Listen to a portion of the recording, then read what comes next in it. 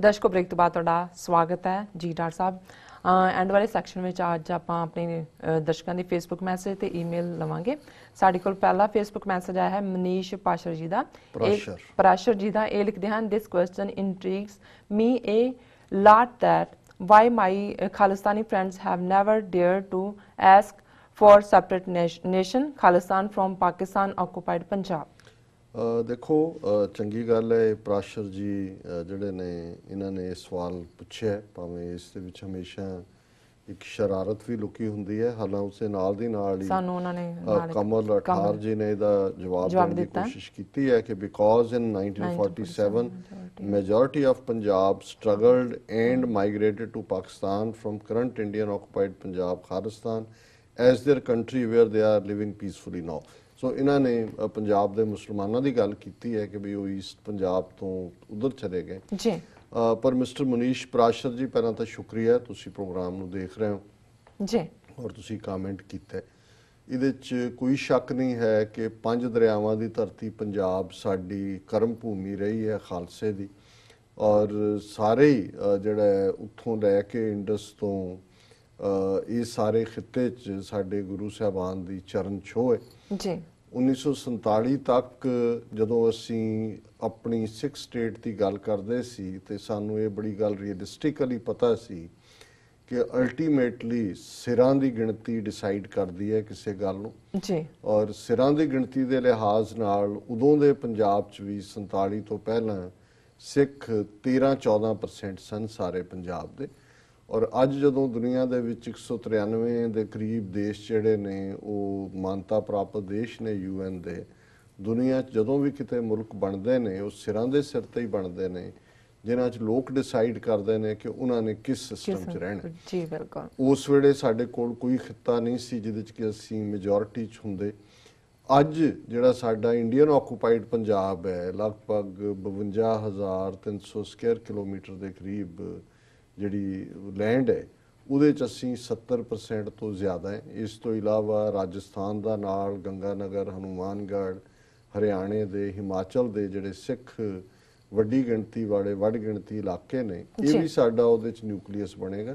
सो पाकिस्तान दे विच सिखां दी कुल आबादी 20 तो 25 हज़ार के करीब है।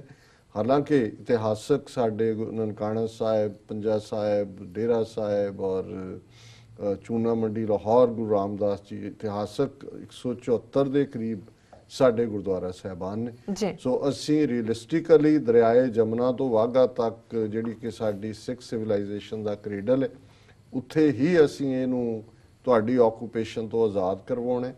पाकिस्तान नाल साडी रिलेशनशिप इवें ही होएगी जिवें अमरीका कैनेडा की रिलेशनशिप है।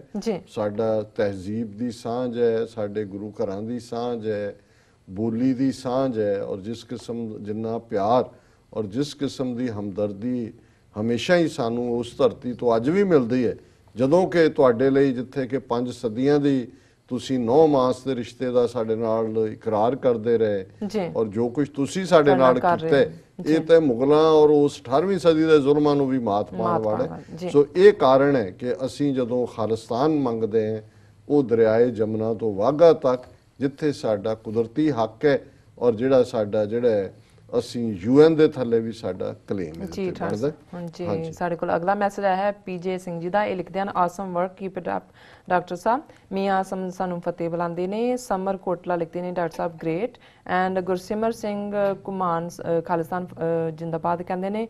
भुपिंदर मंगत फतेह बुलाते हैं। मियाँ आसम फिर लिखते हैं हाँ जी मांगट। वाहिगुरू जी लिखते हैं। मियाँ आसम लिखते हैं खालिस्तान जिंदाबाद। समर कोटला फिर खालिस्तान जिंदाबाद लिखते हैं। Harvinder Nagra yes very good. Samar Kotla लिखते हैं खालिस्तान 2020। समर कोटला फिर दोबारा लिखते हैं। सुरजीत सिंह कालो लिखते हैं, अमरिंदर ने इंडिया का नक आप ही वड सुटिया। करनबीर लिखते हैं, ढिल्लो लिखते हैं गुड। अगू सुरजीत सिंह लिखते हैं कालो खालिस्तान जिंदाबाद। दविंदर सिंह लिखते हैं गुड न्यूज़। निंदर सिंह लिखते हैं खालिस्तान जिंदाबाद। समर कोटला फिर लिखते हैं ग्रेट। गुरसिमर सिंह घुमान लिखते हैं 2020। निंदर सिंह लिखते हैं 2020। दीपा तूर लिखते हैं 2020। टोनी ढींसा लिखते हैं खालिस्तान जिंदाबाद। जी डॉक्टर साहब मैं वो देखती हाँ अगले जी ਇਹਨਾਂ ਸਾਰੇ ਹੀ ਵੀਰਾਂ ਦਾ ਬਹੁਤ ਬਹੁਤ ਬਹੁਤ ਬਹੁਤ ਸ਼ੁਕਰੀਆ ਔਰ ਜੀ। ਮੈਂ ਸਭ ਨੂੰ ਸਾਂਝੀ ਫਤਿਹ ਬੁਲਾਉਂਦਾ ਫਤਿਹ ਬੁਲਾਉਂਦੇ ਵਾਹਿਗੁਰੂ ਜੀ ਹਨ ਕਾ ਖਾਲਸਾ ਵਾਹਿਗੁਰੂ ਜੀ ਕੀ ਫਤਿਹ। ਆਜ਼ਾਦ ਸਿੰਘ ਲਿਖਦੇ ਨੇ ਅੰਬੇਦਕਰੀ ਲੋਕ ਖਾਲਿਸਤਾਨ ਦੇ ਵਿਰੋਧ ਵਿੱਚ ਬਹੁਤ ਵੱਡੇ ਪੱਧਰ ਪ੍ਰਚਾਰ ਕਰ ਰਹੇ ਹਨ। ਇਹਨਾਂ ਗਦਾਰਾਂ ਬਾਰੇ ਵੀ ਸਰਦਾਰ ਜੀ ਕੁਝ ਬੋਲੋ, ਇਹ ਤਾਂ ਹਿੰਦੂਆਂ ਨੂੰ ਵੀ ਮਾਤ ਪਾਈ ਜਾ ਰਹੇ ਹਨ ਜੀ।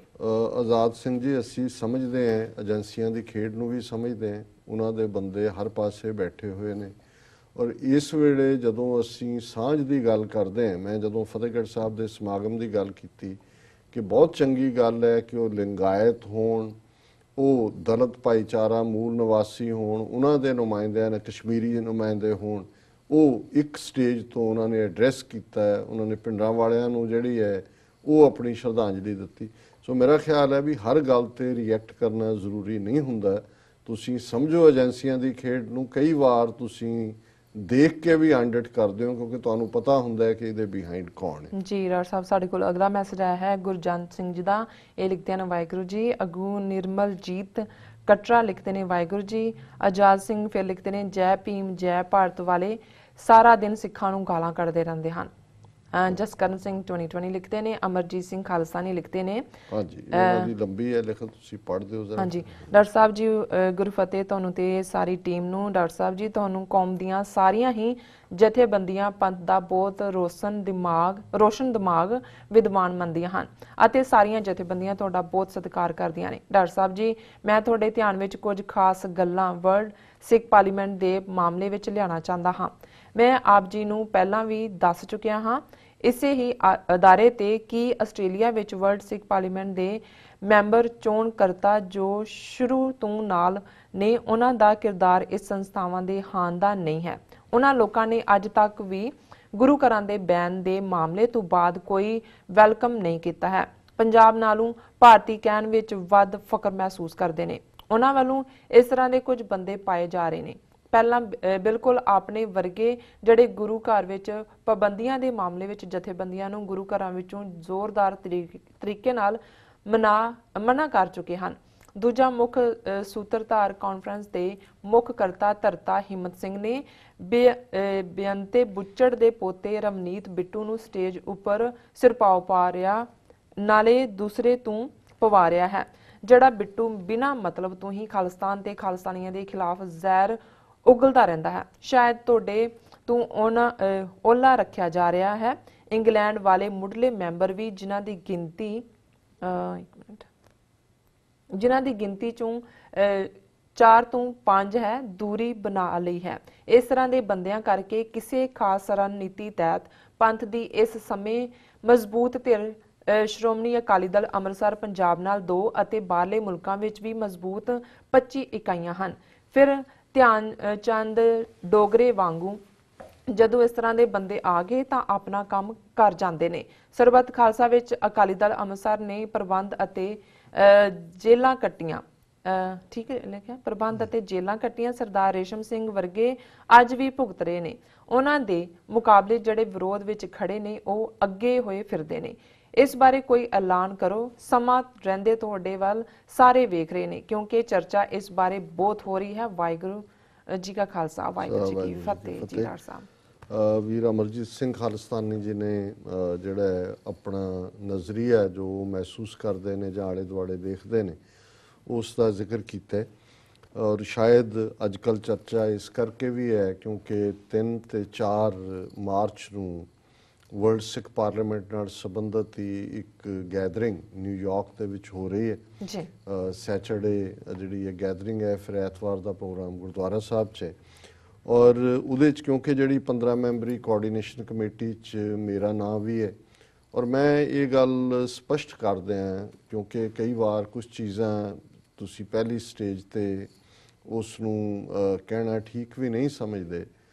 ਮੈਨੂੰ ਜਥੇਦਾਰ ਜਗਤਾਰ ਸਿੰਘ ਹਵਾਰਾ ਹੋਰਾਂ ਨੇ ਆਲਮੋਸਟ 5 ਸਫ਼ੇ ਦਾ ਨਿੱਜੀ ਪੱਤਰ ਜਿਹੜਾ ਕਿ ਸ਼ਾਇਦ ਅਕਤੂਬਰ ਦੇ ਮਹੀਨੇ, ਮੈਨੂੰ ਐਗਜ਼ੈਕਟ 9ਵੇਂ ਮਹੀਨੇ 'ਚ ਸਤੰਬਰ ਹੋਏਗਾ, ਸਤੰਬਰ ਜਾਂ ਅਕਤੂਬਰ, ਉਹਨਾਂ ਨੇ ਲਿਖਿਆ ਉਹਦੇ 'ਚ ਉਹਨਾਂ ਨੇ ਜਿੱਥੇ ਮੈਂ ਸਮਝਦਾ ਵੀ ਮੈਂ ਹਾਲਾਂ ਤੁਸੀਂ ਵੀ ਬੜਾ ਮਾਣ ਦੇ ਨਾਲ ਮੇਰਾ ਜ਼ਿਕਰ ਕੀਤਾ ਹੈ, ਲੇਕਿਨ ਮੈਂ ਸਮਝਦਾ ਵੀ ਮੈਂ ਤਾਂ ਇੱਕ ਜਾਗਤੇ ਰਹੋ ਕਰਨ ਵਾਲਾ ਇੱਕ ਪੰਥ ਦਾ ਕੁੱਕਰ ਹੈ। ਮੇਰੀ ਨਾ ਕੋਈ ਕੰਟਰੀਬਿਊਸ਼ਨ ਹੈ, ਨਾ ਮੈਂ ਕੋਈ ਲੀਡਰਸ਼ਿਪ ਦਾ ਦਾਅਵਾ ਕਰਦਾ ਜੀ। ਮੈਂ ਇੱਕ ਆਪਣੇ ਆਪ ਨੂੰ ਐਕਟਿਵਿਸਟ ਕਹਿ ਕੇ ਜਿਹੜਾ ਉਹ ਜ਼ਿਆਦਾ ਮਾਣ ਮਹਿਸੂਸ ਕਰਦਾ।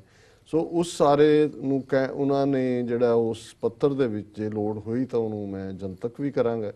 ਉਹਨਾਂ ਨੇ ਹੀ ਮੈਨੂੰ ਇਸ ਪਾਸੇ ਵੱਲ ਉਦੋਂ ਅਜੇ ਤਾਜ਼ਾ ਉਹਦੀ ਕਮੇਟੀ ਦੀ ਗੱਲ ਹੋਈ ਸੀ, ਉਹਨਾਂ ਨੇ ਕਿਹਾ ਕਿ ਵੀ ਤੁਸੀਂ ਵਰਲਡ ਸਿੱਖ ਪਾਰਲੀਮੈਂਟ ਦੇ ਇਸ ਪਾਰਟ ਨੂੰ ਜਿਹਦੇ ਲਈ ਧਿਰਾਂ ਜਿਹੜੀਆਂ ਨੇ ਉਹ ਆਪਸ 'ਚ ਖਹਿ ਰਹੀਆਂ ਨੇ ਔਰ ਕੋਈ ਜਿਹੜਾ ਪੰਥਕ ਏਜੰਡੇ ਵੱਲ ਜਦੋਂ ਕੋਈ ਗੱਲ ਤੁਰਨ ਦੀ ਹੁੰਦੀ ਹੈ ਸਾਡੀ ਹਉਮੈ ਸਾਹਮਣੇ ਆ ਜਾਂਦੀ ਹੈ ਜੀ ਔਰ ਤੁਸੀਂ ਜਿਹੜਾ ਇਸ ਵੱਲ ਕਰੋ। ਸੋ ਮੈਂ ਇਸ ਕਾਰਨ ਕਰਕੇ ਬਿਨਾਂ ਕਈ ਵਾਰ ਕੁਝ ਚੀਜ਼ਾਂ ਤੁਹਾਨੂੰ ਵੀ ਪਤਾ ਹੁੰਦਾ ਲੇਕਿਨ ਇਹਦੇ ਬਾਵਜੂਦ ਤੁਸੀਂ ਲੌਂਗ ਟਰਮ ਪੰਥਕ ਹਿੱਤਾਂ ਨੂੰ ਸਾਹਮਣੇ ਦੇਖਦੇ ਆ ਉਸ ਪਾਸੇ ਨੂੰ ਆਪਣੀਆਂ ਐਕਟੀਵਿਟੀਜ਼ ਦਾ ਜਿਹੜਾ ਉਹ ਮਾਧਿਅਮ ਬਣਾਉਂਦੇ ਹੋ।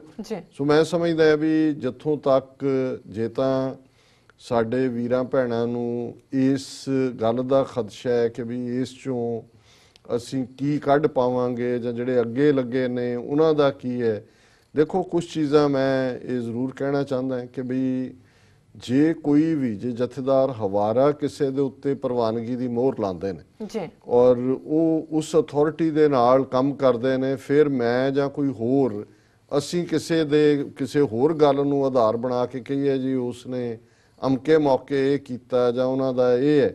ਹਾਂ ਇੰਨਾ ਕੁ ਮੈਂ ਜ਼ਰੂਰ ਯਕੀਨ ਦਿਵਾ ਸਕਦਾ ਕਿ ਵੀ ਕੌਮੀ ਘਰ ਖਾਲਿਸਤਾਨ ਦੀ ਗੱਲ ਤੋਂ ਜਿਹੜਾ ਉਹ ਕਿਸੇ ਨੂੰ ਅਸੀਂ ਖਿਸਕਣ ਨਹੀਂ ਦੇਵਾਂਗੇ ਉਹ ਅਲਟੀਮੇਟਲੀ। ਔਰ ਜੇ ਜਦੋਂ ਮੈਨੂੰ ਇਹ ਮਹਿਸੂਸ ਹੋਇਆ ਕਿ ਵੀ ਕੋਈ ਚੀਜ਼ ਜਿਹੜੀ ਹੈ ਉਹ ਉਲਟ ਡਾਇਰੈਕਸ਼ਨ 'ਚ ਹੈ ਮੈਂ ਆਪਣਾ ਡਿਸਟੈਂਸ ਉਹਦੇ ਤੋਂ ਕਰ ਲਾਂਗਾ। ਪਰ ਕਿਉਂਕਿ ਇਹ ਜਥੇਦਾਰ ਹਵਾਰਾ ਦਾ ਮਾਣ ਹੈ ਜਿਨ੍ਹਾਂ ਨੂੰ ਸਰਬੱਤ ਖਾਲਸਾ ਨੇ ਜਥੇਦਾਰ ਥਾਪਿਆ ਔਰ ਵਰਲਡ ਸਿੱਖ ਪਾਰਲੀਮੈਂਟ ਵੀ ਉਸੇ ਇੱਕ ਮਤੇ ਦਾ ਹਿੱਸਾ ਸੀ, ਅਜੇ ਇਹ ਮੇਕਿੰਗ ਸਟੇਜ ਤੇ ਔਰ ਇਹਦੇ 'ਚ ਜਿਵੇਂ ਇਹਨਾਂ ਨੇ ਸਿੱਕੇਬੰਦ ਬੰਦਿਆਂ ਦੀ ਗੱਲ ਕੀਤੀ ਉਹੀ ਹੋਣੇ ਚਾਹੀਦੇ ਨੇ। ਪਰ 2-3 ਪਿਛਲੇ ਦਿਨਾਂ 'ਚ ਚੰਡੀਗੜ੍ਹ ਤੋਂ ਮੈਨੂੰ ਲਿਖਤਾਂ ਚੰਗੇ ਪ੍ਰੋਮੀਨੈਂਟ ਇੰਟੈਲੈਕਚੁਅਲਸ ਦੀਆਂ ਮਿਲੀਆਂ, ਉਹਨਾਂ ਨੇ ਆਪਣੇ ਵਿਚਾਰ ਦਿੱਤੇ ਨੇ। ਉਹਨਾਂ ਨੇ ਕਿਹਾ ਜੀ ਮਤਲਬ ਬਿਲਕੁਲ ਇਹਨੂੰ ਬੰਦ ਨਾ ਕਰਿਓ, ਇਹਨੂੰ ਇੱਕ ਡਿਸਕਸ਼ਨ ਫੋਰਮ ਰਹਿਣ ਦਿਓ ਤਾਂ ਕਿ ਜਿਹੜੇ ਲੋਕ ਸਿੱਧੇ ਤੌਰ ਤੇ ਇੱਥੇ ਬੈਠੇ ਖਾਲਿਸਤਾਨ ਨਹੀਂ ਵੀ ਕਹਿੰਦੇ ਉਹਨਾਂ ਨੂੰ ਵੀ ਇੱਕ ਪਲੇਟਫਾਰਮ ਮਿਲੇ ਸਿੱਖ ਮਸਲਿਆਂ ਦਾ। ਸੋ ਮੈਂ ਸਮਝਦਾ ਵੀ ਹਰ ਚੀਜ਼ ਅਜੇ ਓਪਨ ਹੈ, ਅਲਟੀਮੇਟਲੀ ਪ੍ਰੋਗਰੈਸ ਏਜੰਡੇ ਤੋਂ ਔਰ ਉਹਦੀ ਐਕਟੀਵਿਟੀ ਤੋਂ ਸਾਹਮਣੇ ਆਏਗੀ।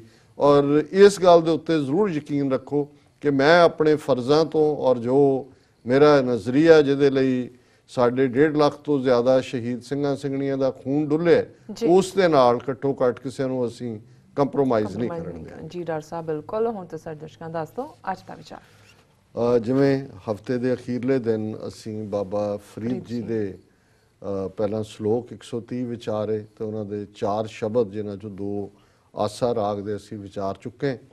ਅੱਜ ਅਸੀਂ ਸੂਹੀ ਰਾਗ ਦਾ ਉਹਨਾਂ ਦਾ ਸ਼ਬਦ ਰਾਗ ਸੂਹੀ ਬਾਣੀ ਸ਼ੇਖ ਫਰੀਦ ਜੀ ਕੀ।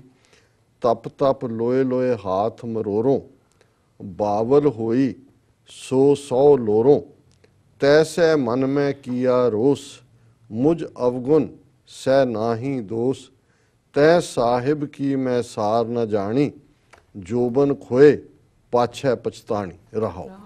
ਰਹਾਉ ਦੀ ਤੁਕ ਜਿਹੜੀ ਆ ਉਹ ਸੈਂਟਰਲ ਆਈਡੀਆ ਹੁੰਦਾ ਔਰ ਇਹਦੇ 'ਚ ਵੀ ਜਿਵੇਂ ਪਤੀ ਤੇ ਪਤਨੀ ਲਵਰ ਬਿਲਵਡ ਜਿਹੜਾ ਅੱਜ ਦੀ ਟਰਮੀਨੋਲੋਜੀ ਇਸਤੇਮਾਲ ਹੁੰਦੀ ਹੈ, ਪਰ ਗੁਰਬਾਣੀ ਜਦੋਂ ਸ਼ੌਹ ਦੀ ਗੱਲ ਹੈ ਪਤੀ ਦੀ ਗੱਲ ਹੈ, ਪਤੀ ਪਤਨੀ ਔਰ ਪਤਨੀ ਰੂਹ ਹੈ ਪਤੀ ਵਾਹਿਗੁਰੂ ਹੈ ਔਰ ਉਸ ਅਲੰਕਾਰ ਨੂੰ ਹੀ ਸਾਰੇ ਇਸ ਸ਼ਬਦ ਦਾ ਆਧਾਰ ਬਣਾਇਆ ਗਿਆ ਕਿ ਹੇ ਮੇਰੇ ਪਿਆਰੇ ਮੇਰੇ ਸਾਹਿਬ ਮੇਰੇ ਮਾਲਕ ਤੈਂ ਸਾਹਿਬ ਕੀ ਮੈਂ ਸਾਰ ਨਾ ਜਾਣੀ।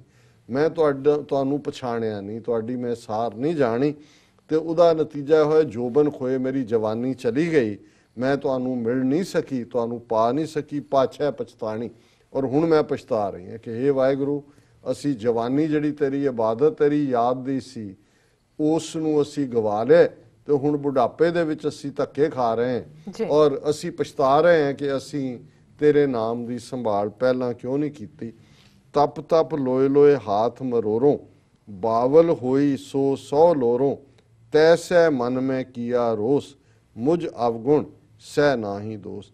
ਕਿ ਮੈਂ ਖੱਪ ਕੇ ਤਪਦਾ ਪਿਆ ਖੱਪ ਲੋਏ ਹੈ ਲੁੱਚ ਕੇ ਹੱਥ ਮਰੋੜਨਾ ਹੁੰਦਾ ਪਛਤਾਣਾ ਜਦੋਂ ਤੁਸੀਂ ਰਿਪੈਂਟ ਕਰ ਰਹੇ ਹੁੰਦੇ ਹੋ ਕਿ ਮੈਂ ਪਛਤਾ ਰਹੀ ਹਾਂ, ਮੈਂ ਖੱਪ ਰਹੀ ਹਾਂ, ਮੈਂ ਕਰੁੱਝ ਰਹੀ ਹਾਂ, ਬਾਵਲ ਹੋਈ, ਮੈਂ ਸ਼ਦਾਈ ਹੋਈ 100 ਲੋਰੋਂ ਮੈਂ ਆਪਣੇ ਪਿਆਰੇ ਨੂੰ ਲੱਭ ਰਹੀ ਹਾਂ, ਆਪਣੇ ਪਤੀ ਨੂੰ ਲੱਭ ਰਹੀ ਹਾਂ।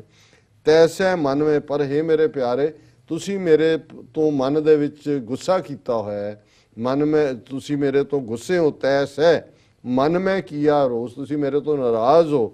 ਮੁਝ ਅਵਗੁਣ ਸਹਿ ਨਾਹੀ ਦੋ ਨਹੀਂ ਮੇਰੇ ਪਤੀ ਦੇਵ ਹੈ, ਮੇਰੇ ਸ਼ਾਹ ਹੈ, ਮੇਰੇ ਵਾਹਿਗੁਰੂ ਮੇਰੇ 'ਚ ਹੀ ਕੋਈ ਕਮਜ਼ੋਰੀ ਹੈ, ਮੇਰੇ 'ਚ ਕੋਈ ਔਗਣ ਹੈ, ਤੁਹਾਡਾ ਕੋਈ ਦੋਸ਼ ਨਹੀਂ। ਫਿਰ ਇਹੀ ਹੈ ਤੈਂ ਸਾਹਿਬ ਕੀ ਮੈਂ ਸਾਰ ਨਾ ਜਾਣੀ, ਜੋਬਨ ਖੋਏ ਪਾਛੈ ਪਛਤਾਣੀ।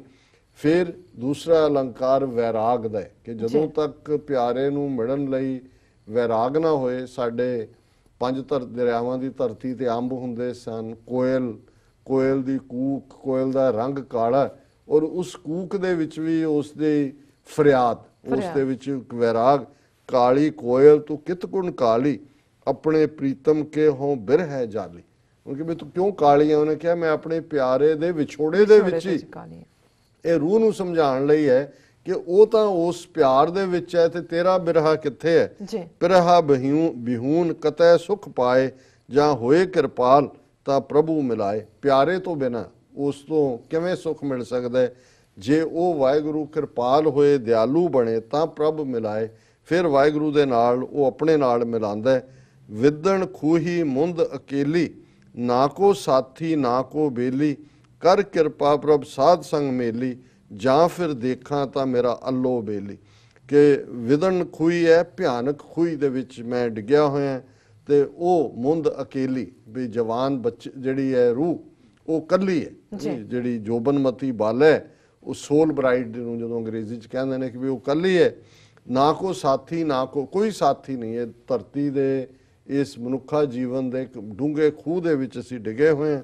ਕਰ ਕਿਰਪਾ ਪ੍ਰਭ ਸਾਧ ਸੰਗ ਮੇਲੀ, ਜਾਂ ਫਿਰ ਦੇਖਾਂ ਤਾਂ ਮੇਰਾ ਅੱਲਾ ਬੇਲੀ। ਜਦੋਂ ਵਾਹਿਗੁਰੂ ਨੇ ਕਿਰਪਾ ਕੀਤੀ, ਸਤ ਸੰਗਤ ਦੇ ਨਾਲ ਅਸੀਂ ਜੁੜੇ ਤੇ ਫਿਰ ਅੱਲਾ ਜਿਹੜਾ ਰੱਬ ਦਾ ਸਹਾਰਾ ਮਿਲਿਆ ਤੇ ਬੇਲੀ ਯਾਰ ਨੂੰ ਕਹਿੰਦੇ ਨੇ।